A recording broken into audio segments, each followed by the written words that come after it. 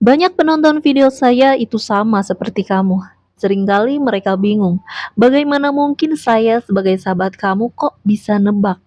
Lagi-lagi tepat persis seperti masalah yang belakangan ini kamu doakan pada Tuhanmu untuk dicarikan jalan keluarnya. Benar, termasuk di video ini. Izinkan saya sebagai sahabat kamu, yuk kita bahas permasalahan yang lagi-lagi tepat sasaran seperti biasanya. Ini masalah kamu bukan? Kita bahas yuk. Halo semuanya, ada saya kembali Siti Nurdianti, sahabat baik kamu. Saya ingin memberikan sebuah ilmu berlian yang seizin Tuhan nih. Insya Allah lagi-lagi bisa menolong kamu. Teman-teman, saya baru-baru ini baru menyadari bahwa segala sesuatu dalam hidup kita, ya, apapun masalah hidup kita, sadar nggak sih? Itu semuanya gara-gara isi kepala kita. Mohon maaf, udah kadaluarsa.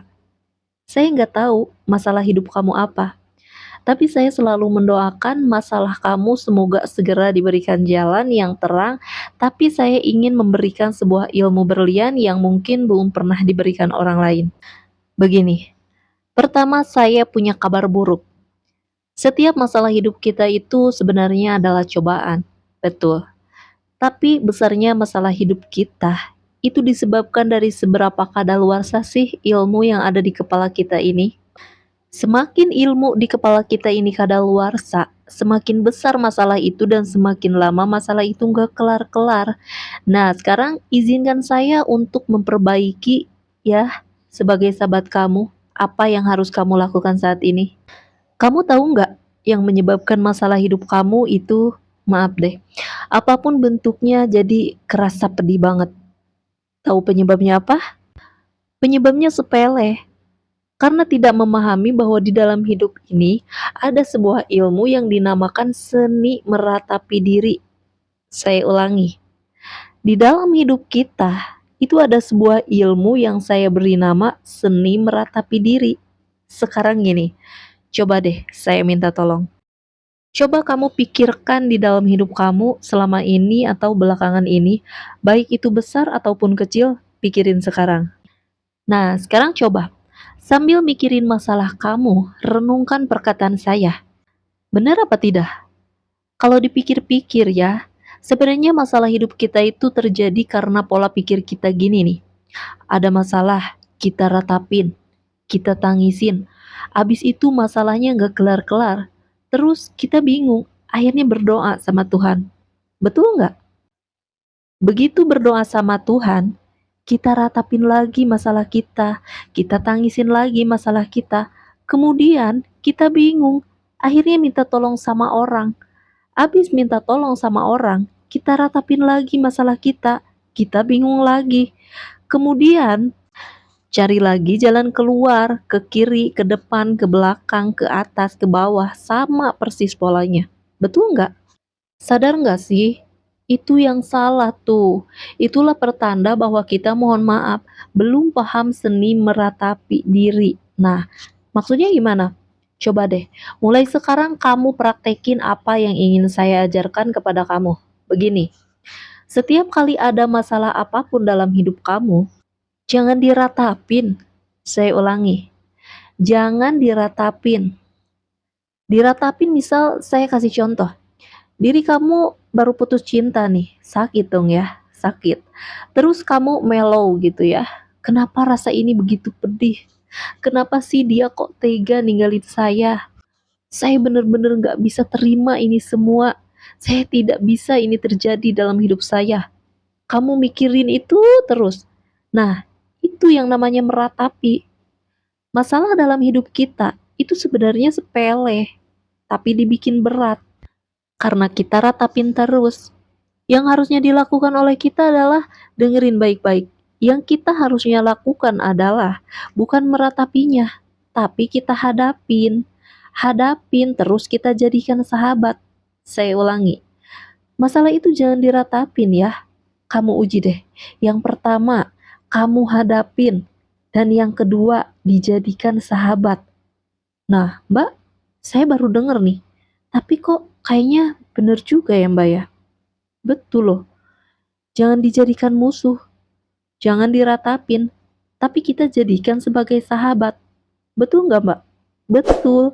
Nah, sekarang saya jelasin lagi biar kamu tahu maksud saya apa dan bisa kamu uji kebenarannya. Gini, sekarang saya akan kasih contoh. Menggunakan masalah yang baru-baru aja terjadi di masa lalu. Betul. Sebuah pandemi yang kita beri nama pandemi COVID. Begitu pandemi terjadi sekitar 3 tahun yang lalu. Apa yang terjadi dalam hidup kita? Kita kaget ya, dan kita tidak mau menerima bahwa itu terjadi.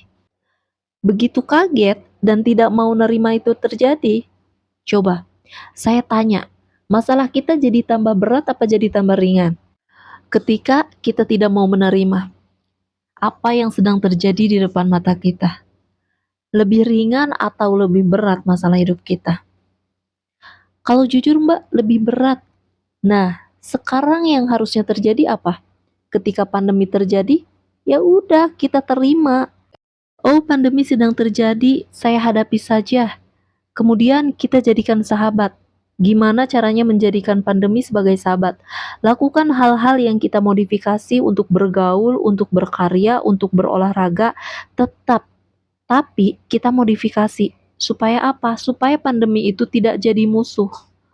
Misalnya sekolah secara online, beli barang secara online, iya nggak? Olahraga di YouTube, ketemu teman ditunda dulu. Kalau mau ngobrol via telepon, via Zoom, via video call, nah itu maksud saya. Masalah itu jangan dihindari teman-teman. Ingat, lakukan dua hal, hadapin dan jadikan sahabat. Oke? Nah, sekarang gini, saya tahu kamu bingung. Saya tahu kamu bingung nih. Mbak, itu kan tadi contohnya pandemi, Mbak. Betul. Gimana kalau masalah saya bukan pandemi nih, misalnya saya punya hutang, Mbak. Nah, hutang itu kan beda dari pandemi, Mbak. Gimana cara saya menghadapinya? Kemudian bersahabat dengan hutang.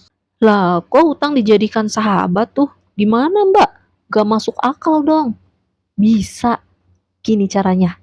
Ketika kamu punya hutang, jangan pernah kamu berkata bahwa saya tidak terima saya punya banyak hutang. No, kamu terima. Kamu katakan dalam hati kamu bahwa saya sedang punya hutang banyak. Titik. Nggak usah ditolak. Itulah keadaannya. Itulah kenyataannya. Betul nggak? Setelah kamu menerima kenyataan, bersahabatlah dengan hutang itu. Caranya gimana? Kamu pikir, ketika kamu punya hutang, kamu masih bisa makan nggak? Masih sih mbak. Ya udah, sambil kamu menikmati makanan kamu, kamu bersyukur sama Tuhan. Saya bersyukur walaupun saya punya hutang, saya masih bisa makan. Kamu punya hutang, masih bisa jalan-jalan nggak? Masih mbak. Ya udah, ketika kamu jalan-jalan, kamu katakan, saya bersyukur saya masih bisa jalan-jalan walaupun saya punya hutang. Itu loh maksud saya. Bersahabat dengan masalah itu dasarnya adalah rasa syukur. Sekarang kita pernah nggak ketika lagi ada masalah bersyukur? Duh, nggak pernah. Sakit mbak, orang lagi sakit hati, lagi sakit batin, kok disuruh bersyukur gimana? Kalau kata orang Jawanya, lah piye mbak, nggak bisa lah. Nah sekarang coba, pola pikir kamu diganti. Setiap kali kamu ada masalah, katakan, saya terima masalah ini apa adanya. Saya tidak boleh menolak masalah yang ada di depan mata saya. Saya terima sepenuhnya. Kemudian yang kedua, saya ingin bersyukur dari setiap masalah saya. Kamu penulis buku? Belum ada ide? Bisa makan? Bisa. Ketika kamu nulis buku, katakan, saya bersyukur saya masih bisa makan walaupun saya belum ketemu ide nulis buku saya apa.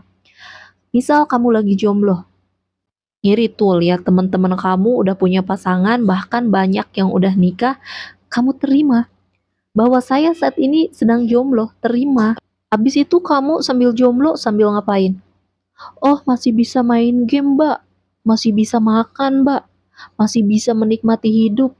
Ketika kamu masih bisa menikmati hidup, katakan, saya bersyukur masih bisa makan walaupun saya jomblo. Terima kasih. Saya bersyukur masih bisa main game walaupun jomblo. Terima kasih.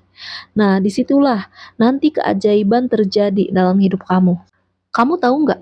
Saya punya sebuah hal yang sangat penting. Tuhan itu senang kepada hamba-hamba yang pandai bersyukur. Semakin kamu pandai bersyukur, masalah kamu di bidang itu akan semakin beres.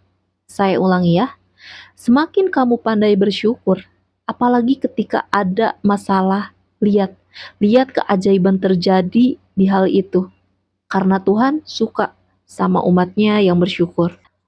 Kamu pengen punya keberkahan, selalu selipkanlah syukur di balik rasa sakit yang kamu hadapi. Rasa sakitnya akan berkurang, dan masalah kamu seizin Tuhan akan kembali pulih. Itu loh, itu cara sederhana saya untuk menghadapi masalah dalam hidup saya dan teman-teman yang saya tolong. Yuk, kita hadapi masalah hidup kita, jangan kita ratapi terus. Ingat dua hal tadi, kita hadapi, kita jadikan sahabat. Di situ letak masalah kita akan kembali beres ya. Lakukan ini semua dan rasakan perbedaan yang terjadi dalam hidup kamu. Oke, silahkan dicoba. Masih ada saya, Siti Nurdianti, sahabat baik kamu. Tetaplah semangat, teruslah berbagi, dan saling menyayangi. Bye-bye.